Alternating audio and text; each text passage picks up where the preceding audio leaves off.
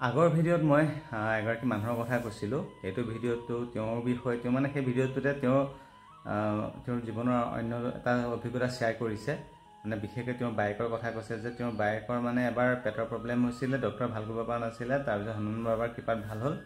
এবাৰ দাঁতৰ কিবা এটা প্ৰব্লেম হৈছিলে, মানে এনাষ্টেচিয়া দিবলৈ যিডাল নাৰ্ভত দিব লাগিছিলে বেলেগ এডালত দিলে, যাৰ কাৰণে 6-7 মাহমান ধৰি পেলাই মুখখন মানে সাৰপূৰ্ণ হৈছিলে, খাব পৰা নাছিলে। তাৰপিছত হনুমান বাবাৰ কৃপাত ভাল হ'ল। কিন্তু লাষ্ট যিটো তেওঁৰ অভিজ্ঞতা শ্বেয়াৰ কৰিছে মেইনলি সেইটোত ক্ষেত্ৰত মানে অলপমান হনুমান বাবাই অপেক্ষা কৰালে যেনিবা 9 মাহ। মানে তেওঁৰ বাইকৰ বুকুত এটা টিউমাৰ টাইপৰ এটা হৈছিলে। তাৰপাছত অলপমান বিষ আছিলে, অলপমান প্ৰব্লেম আছিলে। আৰু তেওঁলোকৰ পৰিয়ালত কিন্তু অলৰেডি 2গৰাকী কেঞ্চাৰ পেচেণ্ট আছিলে। গতিকে তেওঁ যিহেতু আগৰ পৰাই লক্ষণবিলাক দেখি আছিলে, গতিকে সেই লক্ষণবোৰ যেতিয়া তেওঁৰ তাতো দেখা পাইছিলে তেওঁ মানে বহুত ভাঙি পৰিছিলে।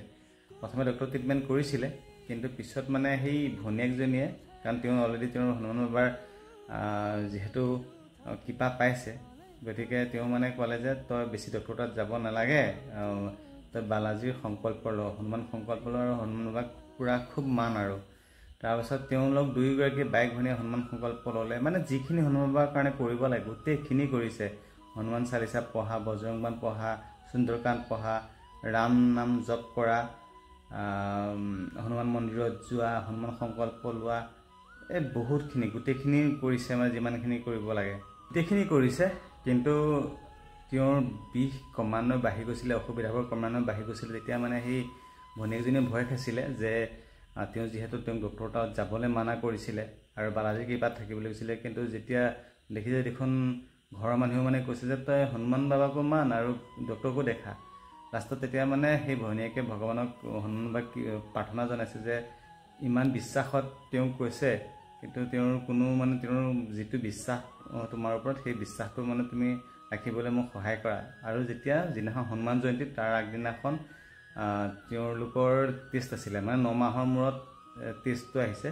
মানে তেওঁৰ হাজবেণ্ডৰ মেডিকেল চেকআপৰ কিবা আহিছে, হয়তো ডিপাৰ্টমেণ্টেল চাগে কিবা নাজানো। আৰু যেতিয়া মানে হাজবেণ্ড আৰু দুইজনে কৰিব লাগে, তেতিয়া তেওঁ যেতিয়া মানে টিউমাৰটো দেখিছিলে, তাৰপিছত তেওঁ এটা কিবা মনোগ্ৰাফি নে কিবা বুলি ক'লে, আৰু তেনেকুৱা এটা কিবা এটা কৰিলে। তাৰপিছত টেষ্ট কৰিলে, তাত মানে তেওঁ ডক্টৰজনে সুধিছে যে তোমালোকৰ বেকগ্ৰাউণ্ডত কোনোবা তেনেকুৱা কেঞ্চাৰ পেচেণ্ট আছে নেকি। তেতিয়া মানে সেই বাইজনীয়ে বহুত কান্দিছে। তাৰপিছত এটা MRI কৰিব দিলে। তেতিয়া এই ভনীয়েকজনীয়ে মানে ক'লে যে ছাৰ অনুগ্ৰহ কৰি আপুনি ভালকৈ ৰিপৰ্টটো চাওকচোন, এনেকৈ বুলি ক'লে।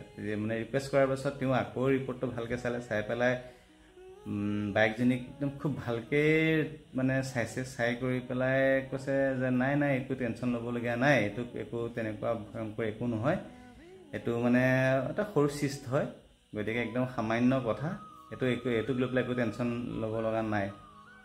গতিকে তেওঁ কৈছে যে 9 মাহৰ মূৰত যদিও তেওঁ সেই সফলতাটো পাইছে, তথাপিও এই 9 মাহত কিন্তু ভগৱানে এনেই চাগে তেওঁ ইমান দীঘলীয়া, এনেইতো হনুমান বাবাই মানে বহুত সোনকালে কৰে বুলি এটা কথা আছে, ইমান সময় ৱেইট কৰিব নালাগে। কিন্তু এইবাৰ যিহেতু বহুত ৱেইট কৰিব লগা হ'ল, এতিয়া মানে তেওঁ ভাবিছে যে হনুমান বাবাই হয়তো তেওঁৰ দ্বাৰা কিবা কৰিব বিচাৰিছিলে। যেনে তেওঁ নন ভেজ খাইছিলে, তেওঁ ভেজিটেৰিয়ান হৈ গ'লগৈ। তাৰপাছত তেওঁৰ হনুমান বাবাৰ যিখিনি মানে নীতি নিয়ম গোটেইখিনি ভালকৈ শিকি পেলালে।